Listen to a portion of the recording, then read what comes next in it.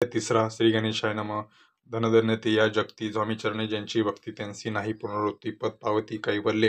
निर्विकार स्वामी मूर्ती लोकांना चमत्कार दाविती काही वर्ष करुणे वस्ती मंगळ वेडे सोडिले मोहळा माझी वास्तवे करीत आप्पा टोळ झाले भक्त तेथींचे साकल्य वृत्त अल्पमती केविन वरून सर्व घेऊन स्वामींसी टोळ जाती अक्कलकोटासी अर्ध मार्गावरून टोळांसी मागे परतणे माग पडे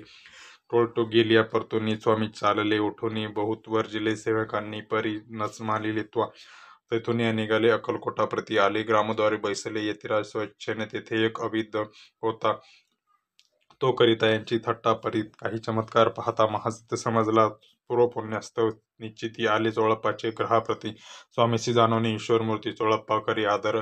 योग योगाधिक काही चोळप्पाने केले नाही भक्ती भक्तस्तव तरी भक्तस्तव पाही स्वामी आले सदनाते तयाची देखून या भक्तीत स्वामी तेथे भजन करीत तेव्हा चोळप्पाचे चित्ती आनंद झाला बहुसाळ त्यापासून त्यांचे घरी स्वामी राहिले स्वामी अवतावरी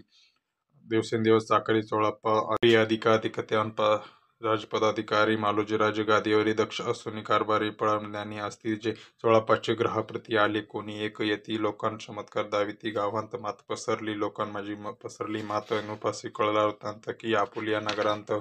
यती विख्यात पातले वार्ता ऐसी ऐकोनी राव बोलला काय वाणी गावांत यती येऊनी फार दिवस झाले परी आम्हा श्रुत पाहीन राजवरी झाले नाही आता जाऊनी लवलाई भेटून तया यतीवर परत केवळ अंतर्ज्ञानीच ऐसी वार्ता ऐकली कानेन हे सत्य तरी येऊनी आताच देखी यती दर्शना राव मुखांतून वाणी निघाली तोंची यती मूर्ती पुढे ठेली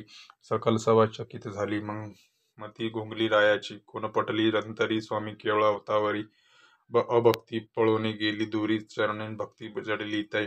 सकळ सभा आनंदली समस्ती पावले वंदिली षोडोपचारे पूजिली स्वामी मूर्तीनु प्राया इति श्री स्वामी चरित्र सारामृत नाना प्रकृत कथा सम्मक्त प्रेमळ भक्त परिसोत तृतीयोध्याय गोडहा श्री स्वामी राजार्पणमस्तु श्रीरस्तु शुभम भवतु इति श्री स्वामी चरित्र सारामृते अक्कलकोट नगर प्रवेश तृतीयोध्याय।